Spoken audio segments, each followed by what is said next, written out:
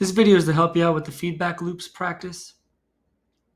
Now we're talking about negative feedback loops and positive feedback loops, and you have to learn to be able to determine when you're looking at a negative feedback loop or negative feedback and positive feedback. Now, these apply to systems, and pretty much a system can be almost anything. Your body is its own system.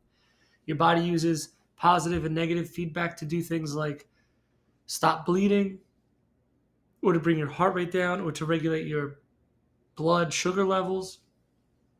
We can go bigger like a forest. A forest is a system. Things can get added there. Negative and positive feedback can happen.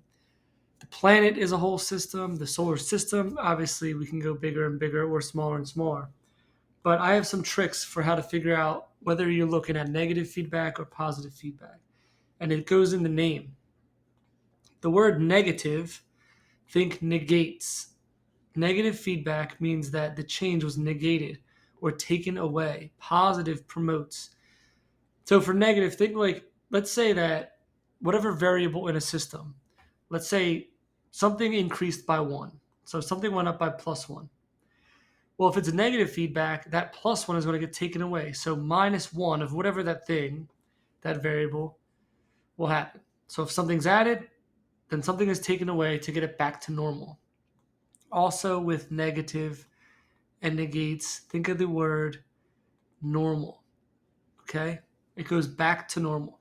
Positive promotes, which means that if you're looking at a system of some sort and some variable increases by +1, then some change will happen in that system where it adds another one.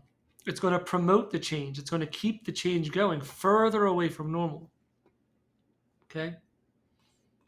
So I'm going to help you with one of these.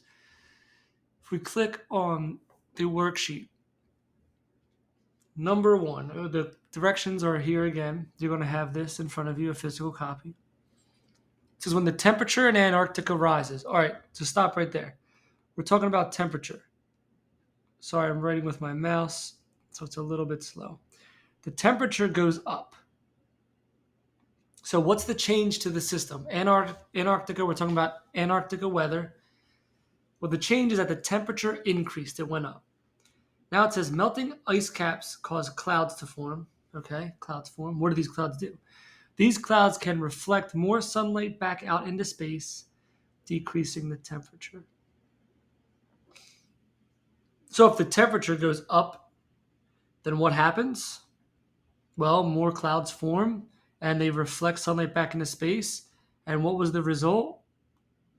Well, the temperature, as it says, went down. So obviously, the first thing that changed in the system is that something increased, temperature increased.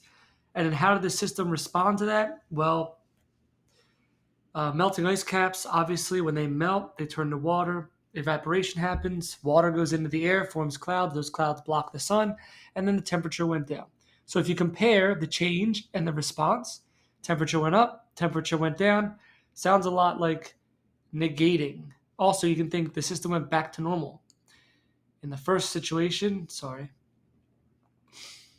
the change made it hotter. The response made it go back down, colder, back to what it was before. So that would be an example of negative. All right. Now, some of these, as you go towards the end, aren't going to be as obvious. Like I could have just left out decreasing the temperature in Antarctica. I could have read that it causes more clouds to form that reflect sunlight. Some of these you might have to figure out. Oh, reflecting the sunlight would mean less sunlight absorbing and the temperature go down. So these get increasingly little bit more vague, so you have to really think about them. If you have any questions, just ask.